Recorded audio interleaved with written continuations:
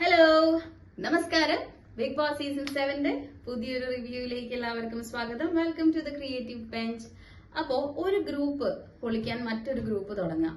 അപ്പാനി ശരത്തും ജിസയിലും അതുപോലെ തന്നെ അക്ബറും അടങ്ങിയ ഒരു ഗ്രൂപ്പ് പൊളിക്കണം, അവരെ തമ്മിൽ തല്ലിക്കണം എന്ന മെന്റാലിറ്റിയോടുകൂടി നമ്മുടെ ഷാനവാസ് ഇറങ്ങി തിരിച്ചിരിക്കുകയാണ്.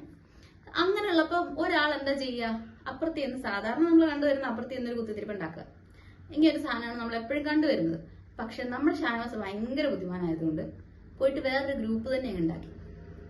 ഓക്കെ, ഒനീലിനെ കൂട്ടി മറ്റൊരു ഗ്രൂപ്പ്. ഈ ഗ്രൂപ്പിൽ ആരൊക്കെ ഉണ്ടായിരുന്നു? ശരിക്കും പറഞ്ഞ ഒരു കോമഡിയാണ് ഷാനവാസ് കാണിച്ചതെന്ന് വെച്ചാൽ വേറൊരു ഗ്രൂപ്പ് തന്നെ ഫോം ചെയ്തിരിക്കുകയാണ്. അതും ആരായിട്ടാ?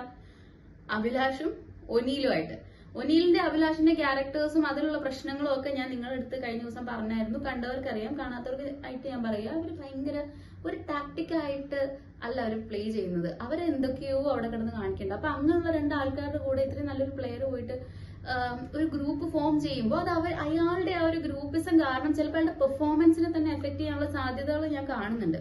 എന്നിട്ട് ഇത് ചെയ്തത് മാത്രമല്ല, ഇത് ഇന്ന് അനുമോളുടെ അടുത്ത് ഞാൻ അപ്പാനിശത്തിന്റെ ഗ്രൂപ്പിനെ തകർക്കും എന്ന് വളരെ വലിയ വീരവാദമൊക്കെ മുഴക്കുന്ന ഷാനവാസിനെ നമ്മൾ കണ്ടു. അനുമോൾ ആരാ? അനുമോൾ വിട്ടുകൊടുത്തില്ല. അനുമോൾ പറഞ്ഞു അത് വളരെ മോശമാ, അങ്ങനെ ചെയ്യേണ്ട ഒരു കാര്യമില്ല. പക്ഷെ ഇങ്ങനൊരു ഗ്രൂപ്പ് വന്നത് മനസ്സിലാക്കുന്ന അനുമോള് അപ്പാനി ശരത്തിന്റെ ഗ്രൂപ്പ് തകർക്കാൻ താൻ പുതിയൊരു ഗ്രൂപ്പ് എന്തിനാണോ ഉണ്ടാക്കുന്നേ എന്നുള്ള ചോദ്യം തിരിച്ച് ചോദിക്കുന്നത് നമ്മൾ കണ്ടു. ഞാൻ പറയില്ല, അനുമോളുടെ ഗെയിം സ്ട്രാറ്റജി മാറി. ഇപ്പൊ അനുമോള് പഴയ അനുമോളല്ല, പുതിയ പുതിയ ഗെയിം സ്ട്രാറ്റജീസും പെർഫോമൻസസും ഒക്കെ ആയിട്ടാണ് അനുമോള് ഇപ്പൊ നടക്കുന്നത്. അപ്പം ബിഗ് ബോസിൽ ശരിക്കും ഇത്രയും ഒരു ഗ്രൂപ്പിസം വന്നു കഴിഞ്ഞാൽ ഒരു പ്ലെയറിന്റെ ഇൻഡിവിജ്വാലിറ്റി അത് എഫക്ട് ചെയ്യും. നമ്മൾ കഴിഞ്ഞ കുറെ എപ്പിസോഡ്സിൽ പറഞ്ഞതാണ്. പക്ഷെ അതെനിക്ക് തോന്നുന്നു അകത്ത് ചെല്ലുമ്പോൾ അവരുടെ ക്യാരക്ടറൊക്കെ അങ്ങ് മാറുകയാണ്. അപ്പോ ഒനീലും ഇന്നത്തെ ഒരു എപ്പിസോഡിനകത്ത് നമ്മൾ കണ്ടതെന്ന് പറഞ്ഞാൽ ഒനീലും റെനയും തമ്മിൽ വഴക്കുണ്ടായ സമയത്ത് ഒനീലിന്റെ ഭാഗത്ത് ചെന്നിട്ടാണ് ഷാനവാസ് പറയണത്. ഷാനവാസ് ഒനീലിന് വേണ്ടി അവിടെ പ്രശ്നം ഉണ്ടാക്കുക. ഒരാവശ്യമില്ലാതെ റെനയായിട്ട് ഒനീലിന് വേണ്ടിയിട്ട് പ്രശ്നം ഉണ്ടാക്കുന്ന ഷാനവാസിനെ നമ്മൾ കാണുന്നത് എന്താണ് ശരിക്കും പറഞ്ഞാൽ ഇവിടെ നടക്കുന്നതെന്നുള്ളത് കണ്ടിരിക്കുന്ന എനിക്ക് പോലും മനസ്സിലാകുന്നില്ല. ഒരു കാര്യമില്ലാതെയാണ് ഷാനവാസ് സ്വയം ന്യായീകരിക്കാനൊക്കെ നോക്കുന്നത്.